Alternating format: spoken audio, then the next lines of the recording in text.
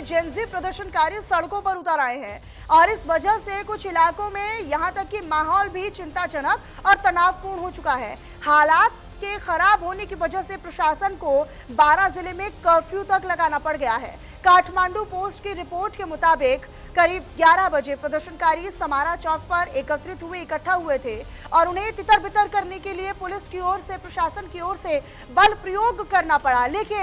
लेकिन समारा हवाई अड्डे के पास पुलिस और प्रदर्शनकारियों के बीच में झड़प हो गई।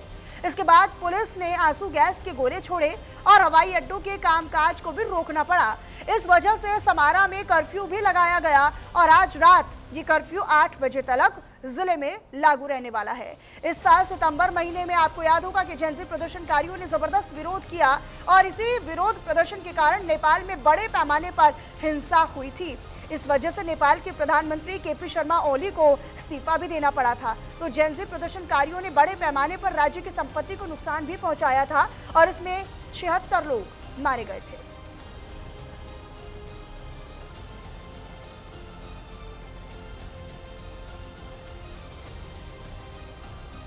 आगे बढ़ते हैं, खबरों का रुख कर लेते हैं। अब आपको बताएं, जब मध्य प्रदेश के कूनो नेशनल पार्क में जन्मी मादा चीता मुखी ने 5 शावकों को जन्म दिया है। कूनो नेशनल उद्यान में माता चीता और उसके सभी बच्चे स्वस्थ हैं, ऐसी जानकारी है।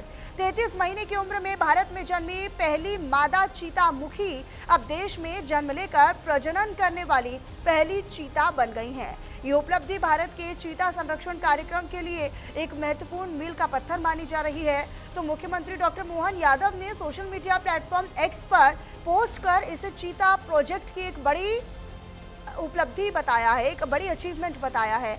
मुख्यमंत्री मोहन यादव ने सोशल मीडिया प्लेटफॉर्म एक्स पर पोस्ट कर ये लिखा है कि भारत में जन्मी चीता मुखी ने मध्य प्रदेश के कूनो नेशनल पार्क में 5 बच्चों यानी शावकों को जन्म देकर एक ऐतिहासिक उपलब्धि हासिल की है। मां और सभी 5 बच्चे ठीक हैं, स्वस्थ हैं। सीएम मोहन यादव ने आगे ये भी लिखा है अपनी इस पोस्ट में कि भारत के चीता रीइंट्रोडक्शन इनिशिएटिव के लिए बहुत बड़ी कामयाबी है। मुखी 33 महीने की उम्र में भारत में जन्मी पहली मादा चीता अब बच्चे पैदा करने वाली भारत में जन्मी पहली चीता बन गई है, जो प्रोजेक्ट चीता के लिए एक बड़ी कामयाबी है।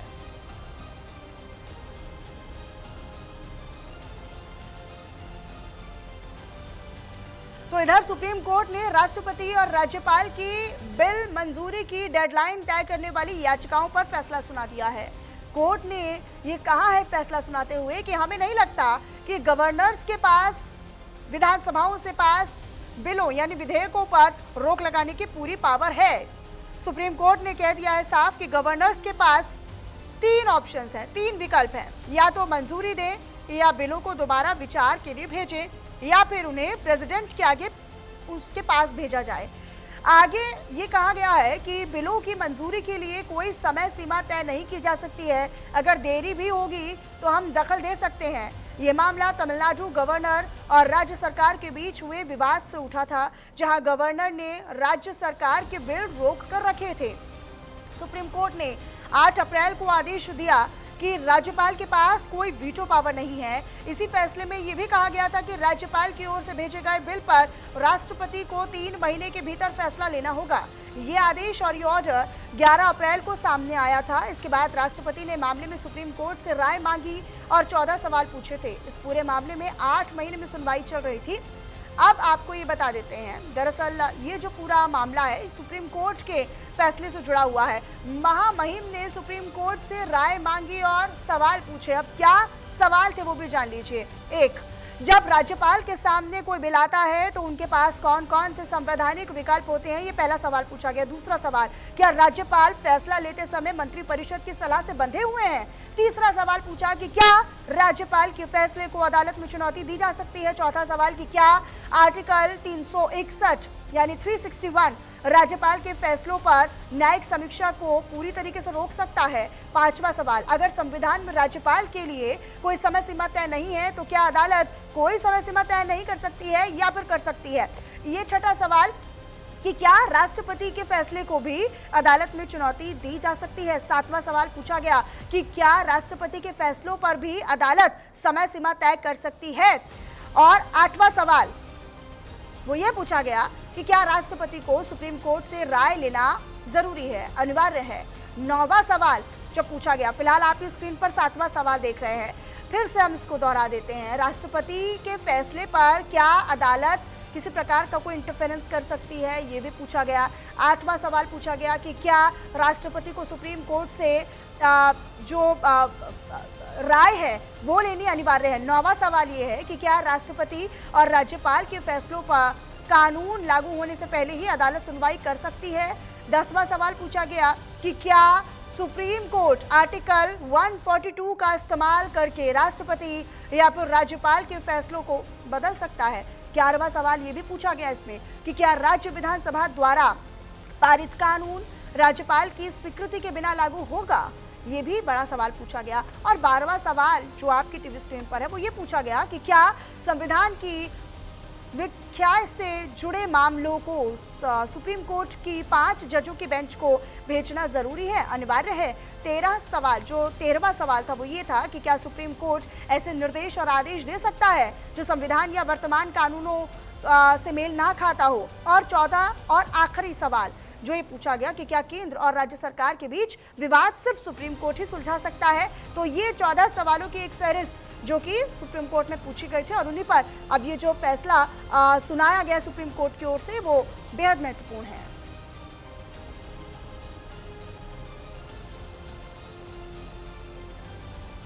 आगे बढ़ते हैं खबरों में। अब आपको बताएं, जो अलीगढ़ में पूर्व विधायक अमर सिंह यादव के भतीजे ने साथियों के साथ मिलकर खूब उत्पात मचाया।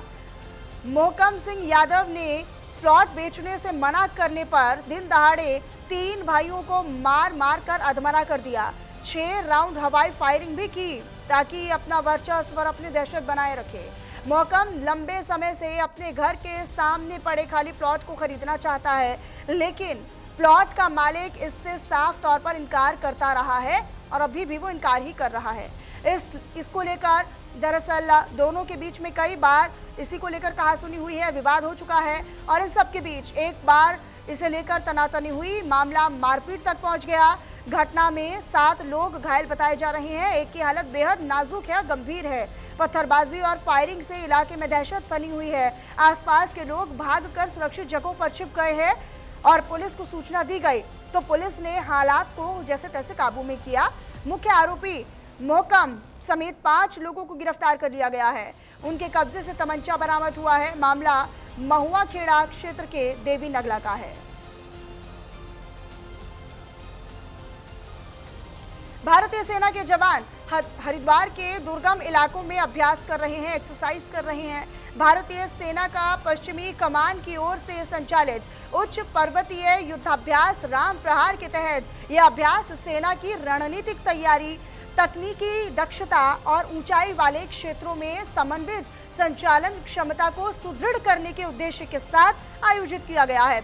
आपको ये बताते चले कि सेना की ओर से मीडिया को दी गई जानकारी में बताया गया है कि ये बहुआयामी अभ्यास यानी एक्सरसाइज में पर्वतीय युद्धक टुकड़ियों, विशेष बलों, मैकेनाइज्ड तत्वों, आर्टिलरी और साथ ही इंजीनियरिंग, डिटैचमेंट, एविएशन संसाधनों तथा संचार इकाइयों की सक्रिय भागीदारी शामिल है। राम प्रहार का उद्देश्य और मकसद वास्तविक युद्ध परिदृश्यों में त्वरित प्रक्रिया, अंतर सेना समन्वय, लॉजिस्टिक समर्थक और अत्याधुनिक तकनीकों के समेकित उपयोग का परीक्षण करना है, उनकी टेस्टिंग करना है। राम प्रहार के दौरान ड्रोन आधारित निगरानी प्रणाली, नाइट विजन क्षमताएं, उपग्रह आधारित संचार, उन्नत हथियार प्रणालियां और एआई सक्षम सामरिक विश्लेषण साधनों का भी उपयोग किया जा रहा है। आपको ये भी बताते चले कि इन आधुनिक संसाधनों का उद्देश्य और मकसद कम समय में सटीक जानकारी उपलब्ध कराना और दुर्गम इलाकों में लक्ष्य सटीकता बढ़ाना और कमांडरों को वास्तविक समय में यानी रियल टाइमिंग में प्रभावी निर्णय लेने में सहायता प्रदान करना है। इस एक्सरसाइज में, इस अभ्यास में अलग अलग शाखाओं के पैदल सेना, आर्टिलरी, आर्मी एविएशन, इंजीनियर्स और सिग्नल कोर के बीच संयुक्त संचालन का व्यापक परीक्षण किया गया। आपको ये भी जानकारी देते चले कि अभ्यास के समापन पर एक उच्च स्तरीय मूल्यांकन किया जाएगा जिसमें विभिन्न इकाइयों के प्रदर्शन, सामरिक प्रतिक्रियाओं, और तकनीकी प्रणालियों की प्रभावशीलता का विस्तृत विश्लेषण होगा।